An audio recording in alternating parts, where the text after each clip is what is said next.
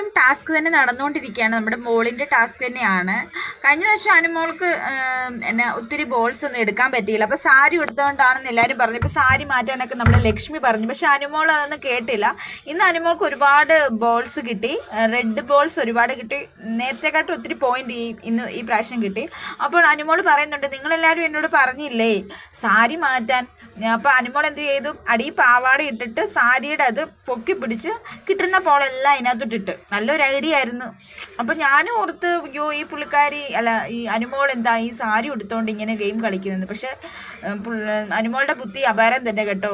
ഇന്ന് ഒരുപാട് ബോൾ ശേഖരിക്കാൻ പറ്റി. കയ്യിലല്ലാതെ ആ സാരിയുടെ അകത്തോട്ട് കുറേ നല്ല ബ്രില്യൻ്റ് ആയിട്ട് പെർഫോം ചെയ്തിട്ടുണ്ട്.